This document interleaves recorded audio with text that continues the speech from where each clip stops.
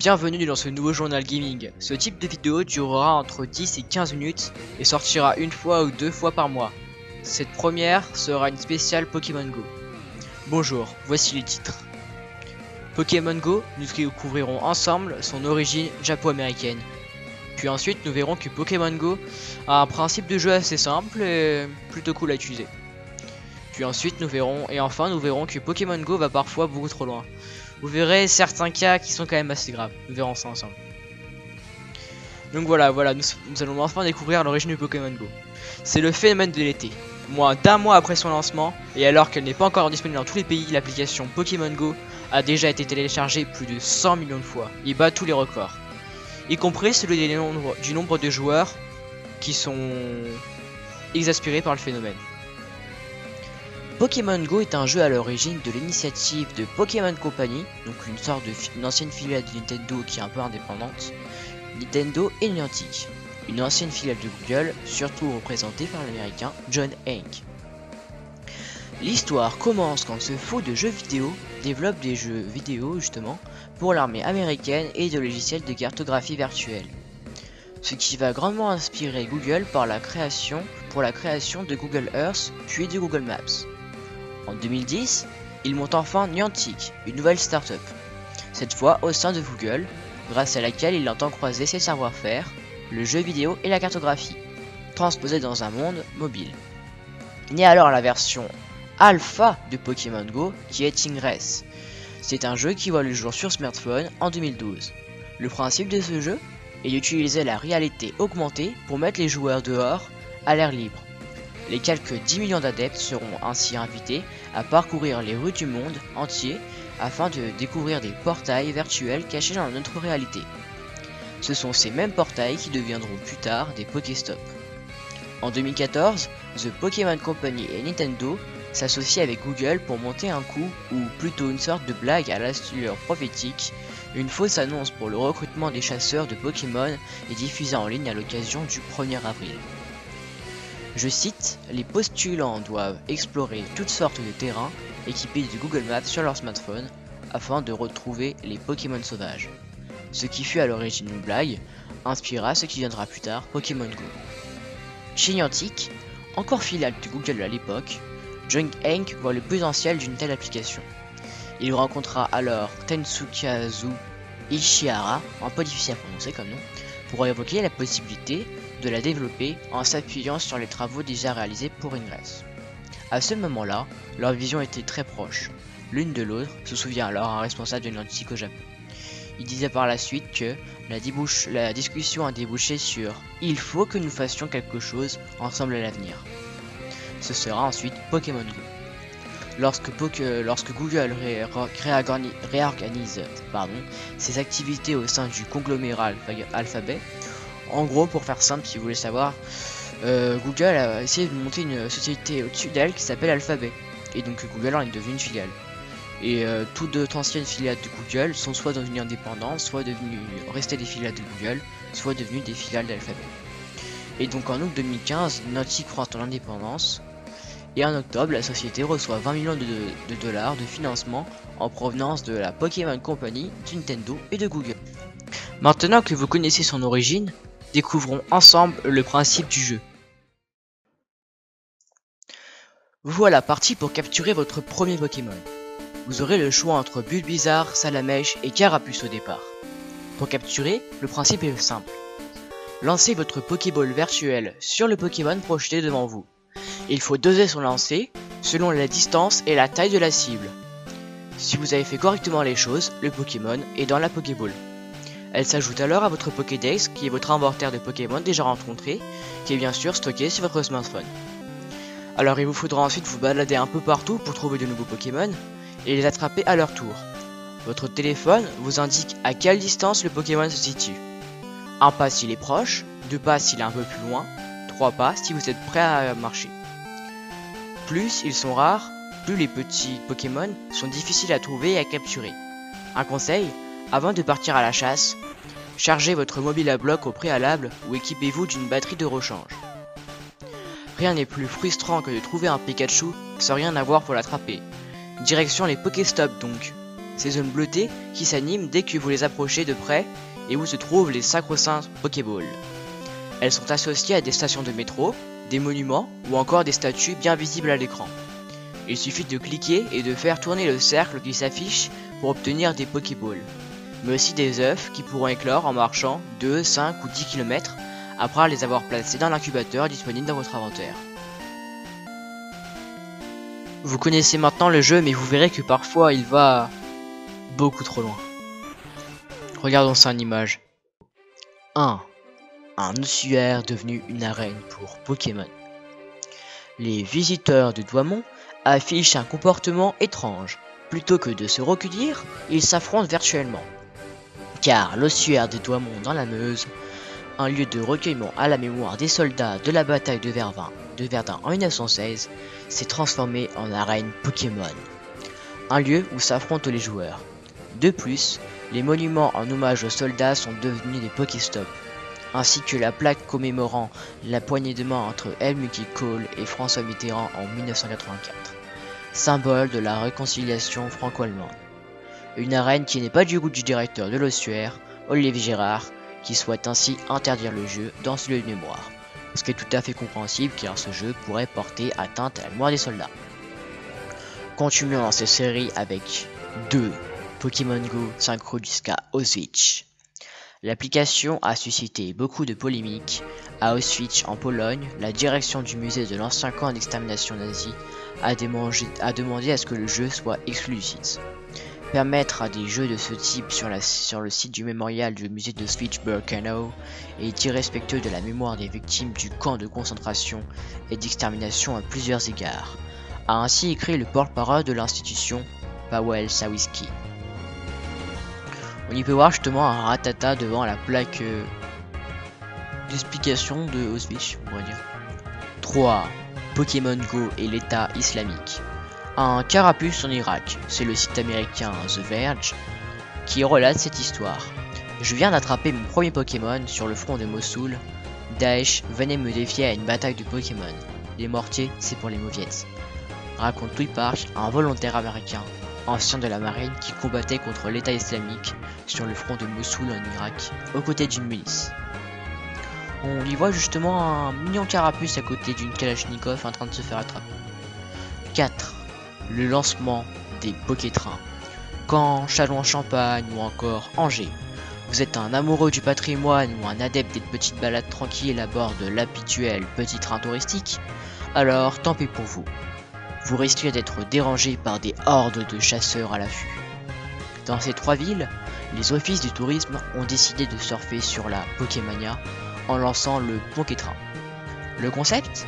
Le petit train touristique de la ville effectue le parcours classique tout en s'arrêtant en cas d'éventuel Pokéstop. Car pour les joueurs, avoir une vitesse frôlant les 5 km/h, le petit train est idéal pour attraper les Pokémon sans se fatiguer.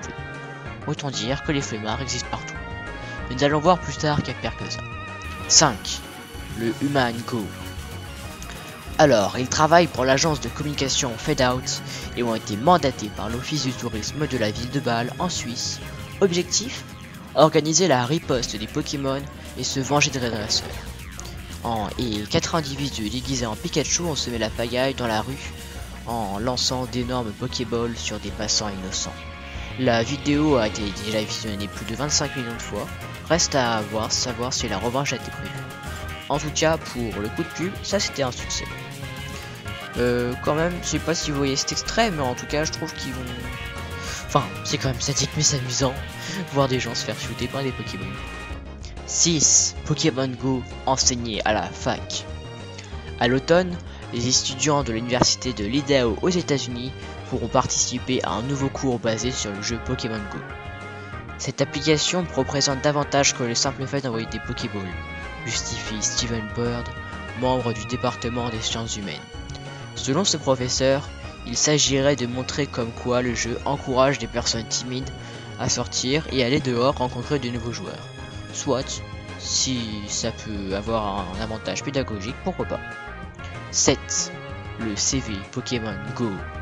Un étudiant en communication, Jason Loiseau, pour se faire remarquer par ses futurs employeurs, a rédigé son CV aux couleurs du jeu vidéo. Objectif, obtenir un contrat en alternance dès le mois de septembre. Pour les besoins de ses recherches, il s'est ainsi transformé en Pokémon sur son CV, indiquant même son poids et sa taille. La seule question qu'il se pose désormais, est-ce que ses employeurs vont finir par l'attraper? Au moins, lui il s'est fait un joyeux coup de pub, et il a beaucoup de chance de trouver un travail, je pense. Ça devrait être facile pour lui. 8. Pokémon Go, un complot, la CIA et les Illuminati. Pokémon Go est un complot Illuminati reptilien pour contrôler nos esprits et nous surveiller où que nous soyons, explique un internaute sur un forum. Je sais pas pourquoi, mais à mon avis, celui-là il doit avoir de la famille avec Sylvain Durif, parce qu'il se ressemble beaucoup. Car sur internet, les théories pullulent pour comprendre le véritable objectif de Pokémon Go. Le journal Le Monde relate ainsi que, selon le site de propagande russe SputnikTube.com, l'application servirait à fournir des informations aux services de renseignement américains. En même temps, les Russes, communistes, les Américains, ouais, capitalistes, on va lire où ça va. 9. Premier procès pour Pokémon Go. Cela devait arriver bientôt, cela devait arriver quoi qu'il arrive tôt ou tard. C'est le site américain Polygon qui relève qu'un premier procès a été lancé contre la société Niantic, le développeur du jeu au succès planétaire. Le plaignant, un américain du New Jersey, qui en avait assez de voir débarquer les inconnus chez lui. Selon la plainte, il y avait au moins 5 personnes qui sont d'ailleurs venues à sa porte pour savoir si elles pouvaient entrer dans son jardin pour les capturer. Quand même culotté d'aller demander à des gens d'aller dans leur jardin pour capturer des Pokémon. L'objectif de cette plainte est donc de dénoncer le placement d'arènes et de Pokéstop sur des propriétés privées sans l'accord des propriétaires, d'après le site spécialisé. 10. Pokémon Go sur le bon coin. Vous vous souvenez tout à l'heure quand je vous parlais de flemmards encore pire que ceux qui prennent le train? Alors justement, sur eBay ou sur le bon coin, les sites de vente en ligne de particulier à particulier, les annonces concernant des comptes de dresseurs sont nombreuses. Et le prix varie entre 10 et des centaines d'euros, selon le niveau du joueur. Bref, c'est un business plutôt juteux qui s'offre désormais aux joueurs. Avec une cagnotte suffisante, un joueur un peu feignant pourra tous les attraper, depuis son canapé. 11. Jésus se soucie des Pokémon. Oui, bon là c'est vrai que ça va un petit peu trop loin. Si maintenant la religion s'y mène en Pokémon Go, jusqu'où ça va aller? Ça continue, les présidents vont y jouer aussi, faire de la pub ou quoi? Donc justement, comme le raconte le journal La Croix, certaines églises tentent de profiter de la popularité du jeu. Alors que certains édifices religieux servent de Pokéstop pour les joueurs, des paroisses essayent d'attirer de nouveaux fidèles. L'église d'ailleurs d'Angleterre encourage même les paroisses dans tout le pays à accueillir ses joueurs. Car Pokémon Go donne l'opportunité de rencontrer les personnes qui normalement ne vont pas à l'église. Un conseil très vite pris au sérieux, une église de Birmingham au Royaume-Uni affichera ainsi Jésus se soucie des joueurs de Pokémon Go. Et pour mélanger prière et chasse aux Pokémon, l'église du Christastone dans la campagne anglaise a organisé une fête au sein de l'établissement, qui convie justement tous les joueurs de Pokémon Go. 12. Les Pokémon Go aux Jeux Olympiques. À Rio, il y a les JO, mais également désormais Pokémon Go. Certains athlètes comme le français Mathieu Pêche avaient constaté avec horreur que l'application n'était pas disponible au Brésil. Heureusement, le 2 août, Niantic a lancé l'application sur tout le continent sud-américain. Soulagement, et entre deux épreuves, les athlètes pouvaient de nouveau endosser leur tenue de dresseur. 13. Pub Pokémon Go. Les créateurs de Pokémon Go n'excluent pas d'introduire de la publicité au sein de leur jeu, en réalité augmentée. Elle prendra la forme de partenariats avec des lieux marchands qui pourront ainsi afin de devenir des Pokéstop et inciter les joueurs ainsi à visiter leur enseigne. C'est justement ce qui s'est passé avec McDonald's qui a fait un partenariat avec Pokémon Go. Les McDonald's devenant ainsi des Pokéstop et encourageant la consommation de Big Mac et autres hamburgers. Ce qui est assez triste quand même de se dire que tout dans le monde doit rapporter de l'argent et que des pauvres personnes risquent de devenir obèses et ainsi augmenter le risque d'obésité et de danger. Le phénomène Pokémon Go n'a donc pas échappé à ses créateurs, qui voient déjà un moyen de monétiser un peu plus leur jeu de réalité augmentée. John Hank, justement le PDG de Niantic Lab, Les développeurs de Pokémon Go ont ainsi affirmé que des sociétés pourront bientôt acheter leurs lieux sponsorisés dans le jeu. Comme justement McDonald's. Concrètement, cela signifie que des sociétés ou des publicitaires pourront faire apparaître des Pokéstops par exemple dans des boutiques, de façon à attirer les joueurs dans leur enseigne. Ces Pokéstops sponsorisés pourraient alors permettre aux joueurs de bénéficier de bulletins plus importants et seront ainsi à rentrer dans les boutiques en question. Qui sait, ressortir avec un hamburger, une nouvelle chemise ou encore un café. 14. Rassemblement à New York de centaines de personnes pour un Pokémon rare. Justement, ces centaines de personnes se sont réunies à Central Park pour attraper un Noaquel sauvage, ce qui crée une cohue dans la ville. Regardons ça en image.